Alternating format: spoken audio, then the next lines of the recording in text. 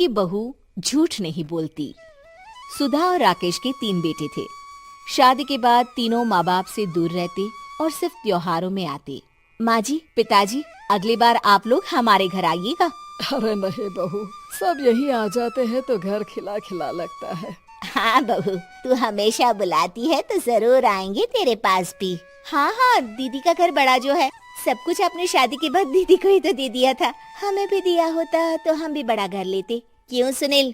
अरे नहीं, पापा ने सबको एक बराबर ही दिया है। छोटी बहू, क्या चाहिए तुम्हें, बोलो। वो आपके सोने की चेन वाली घड़ी है ना, वो अगर आप मुझे। तभी वहाँ मजली बहू भी आ जाती है। और मुझे ना आपका मंगलसूत्र कितना लंबा, सुंदर और भारी भी है। अरे हाँ हाँ, तुम दोनों को ही दूंगी बहू, चिंता न करो। चलो अब खाना लगाओ, खाना खाया जाए। सभी मिलकर खाना खाते हैं कि पड़ोसन आ जाती है। अरे सुधा बहन, थोड़ी चीनी तो देना, घर में शक्कर नहीं है और मेहमान सर पर बैठे हैं। अरे छोटी बहू, चाची को शक्कर तो दे दो। अरे मजली दीदी, आप दे दीजिए ना, मैं यहाँ कम आती हूँ तो मुझे पता ही नहीं है कि सासू माँ सारी चीजें कहाँ रखती है।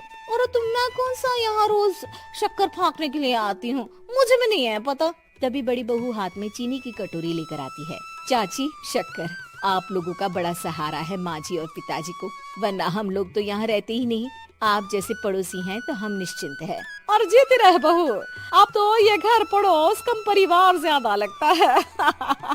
सुधा अपनी बड़ी बहू को देखकर बहुत खुश रहा करती थी। वो उससे अक्सर घंटों बात भी किया करती, लेकिन दोनों दूसरी बहुओं का भी वो समझती थी कि शायद छोटी है, वक्त आने पर संभल जाएंगी। समय आ जाता है जब सभी को वापस जाना होता है। माँ जी, हम लोगों की फ्लाइट पहले है, हमें इजाजत दे। वो सास के गले लगकर चली जाती है। थोड़ी देर बाद छोटी बहू कहती है, माँ जी, मैं ना ये सोफे के कवर और चादरें ले जा रही हूँ, यहाँ तो ऐसी ही पड़ी रहेंगी। हाँ हाँ बहू, ले जा। और कुछ चाहिए तो बोल। और तो चाहिए बहुत कुछ, पर चलिए कोई बात नहीं, अगली बार ले जाऊंगी मैं। ऐसे ही मंजली बहू भी घर का बहुत सारा सामान ले जाती है। सभी के जाने के बाद सुधा राकेश से कहती है, घर कितना सूना लग रहा है ना। हाँ, और खाली भी। तुम्हारी दोनों बहुएं सब बटोर गई। अरे ठीक है ना, हम दोनों ही तो हैं, कितना सामान लगेगा। फिर उन लोगों की नई गृहस्थी, इतना मत सोचा करे। समय बीतता है। ऐसे ही हर साल त्योहारों में सुधा और राकेश के बच्चों की बहू आते और जाते वक्त ढेर सारा सामान पैक कर कर ले जाती। लेकिन कुछ ही सालों में सुधा का देहांत हो जाता है। पिताजी, आप यहाँ अकेले क्या करेंगे? हम लोगों के साथ चलिए। अरे नहीं बहू, इस घर में सुधा की यादें हैं, मैं उसे नहीं छोड़ सकता हूँ। अब तुम लोगों की माँ नहीं रही। देख लो, वैसे तो मैंने उसके जीते जी सब कुछ दे दिया है, लेकिन कुछ उसका पर्सनल कीमती सामान था जो ये है, ले लो।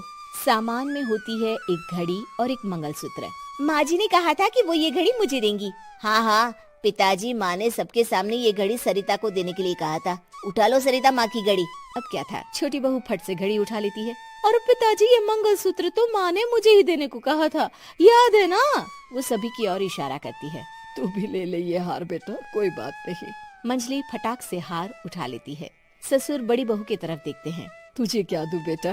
पिताजी, माँ ने एक चीज मेरे लिए भी रखी है। सभी के कान खड़े हो जाते हैं कि आखिर सास ने क्या रखा होगा बड़ी के लिए। अरे माँ जी तो दीदी से प्यार भी ज्यादा ही करती थी, हमेशा उनसे बात किया करती। जरूर कोई बड़ी और अपनी प्रिय चीज दी होगी दीदी को। और देख लेते हैं ना, वरना तो हम भी बराबर का बंटवारा करेंगे। हाँ, कर लेना बंटवारा। लेकिन बड़ी बहू, बताओ तो, सुधा ने क्या रखा है तुम्हारे लिए? अभी तो हम लोग यही हैं पापा जी, जब जाने लगेंगे तो बता दूंगी। बड़ी बहू के मुंह से ये बात सुनकर बाकी 2 बहुएं सोचने लगती हैं कि आखिर क्या है जो दीदी को सासू माँ देकर गई हैं। दीदी, ऐसा तो नहीं ना कि पूरे घर का आधा हिस्सा माँ बड़ी भाभी को देकर गई हो? तभी वहाँ ससुर आ जाते हैं। नहीं, ऐसा कुछ नहीं है। मकान तो तुम तीनों का बराबर से है। देखो, बड़ी बहू से तुम्हारी सास ज्यादा जुड़ी थी, न जाने क्यों घंटों बात किया करती थी। पता नहीं क्या देकर गई है उसे। और ससुर जी, आपको क्या पता, चालाकी से पूरे घर के पेपर में साइन करवा लिए हो, या फिर कोई छुपा गहना। आखिर मकान पूरा तो आपने सासू माँ के नाम ही कर रखा था ना। अब घर में ये सस्पेंस बन जाता है कि आखिर बड़ी बहू क्या लेकर जाएगी। फिर वो दिन भी आ जाता है जब बड़ी बहू के जाने का समय हो जाता है। बेटा, परसों तुम चली जाओगी, बताया नहीं, माँ ने तुम्हें क्या दिया?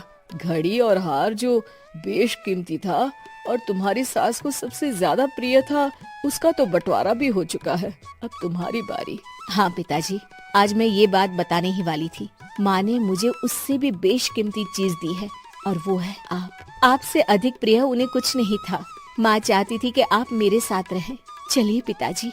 बेटा, मेरे पास तो कोई पेंशन भी नहीं है और ना ही कोई प्रॉपर्टी। लेकिन आपके पास संस्कार है पिताजी, जो मेरे बच्चे आपसे लेंगे, तो आपको ले जाने पर स्वार्थ ही है मेरा। चलिए ना पापा। सभी के सामने पिताजी बड़ी बहू और बेटे के साथ उनके घर चले जाते हैं।